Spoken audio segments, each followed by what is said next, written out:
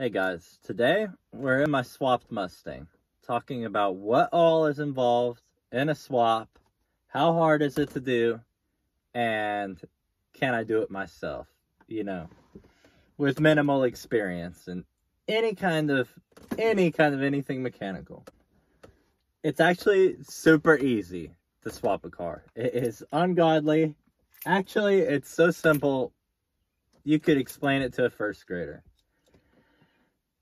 Only if you're willing to fork out the money if you have to, but you shouldn't have to, because I did it for $400 from a 3.8 to a 4.6. $400. You might be thinking to yourself, how the fuck is that possible, Philly? Well, I live in Indiana. I drove all the way up to Wisconsin for my donor car. It was a 1996 Mustang GT.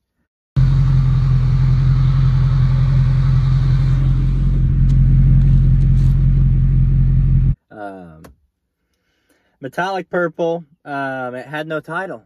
Running driving 4.6, but it had no title. Rusted to hell. It's a northern car. But I picked it up for $400. Trailered it, brought it home. And I have my body here, my 2003 V6. It had 200,000 miles. It's time for something new. So, to get to the point, I read the forums. I went through all the forums and I read big old lists of everything that you had to do. But I sat down and thought about it myself in much simpler terms. It is so simple to swap to a V8. All you need is time and just the slightest amount of money. With the price of gases these days, compared to it, it's nothing. So you need a donor car. Strip your car down to shell. Whatever you're going to swap into, strip your shit down to just a shell. Pull out every single harness out of it. And now you've got a shell.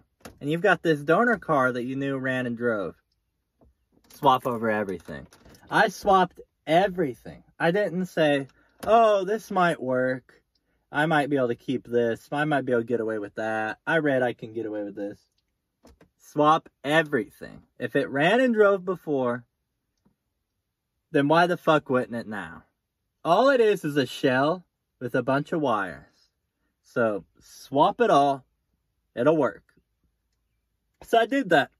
I could go through a specific list of everything I swapped. I could say, oh, swap the PCM, swapped the gauge clutch, everything, and fucking swap it all.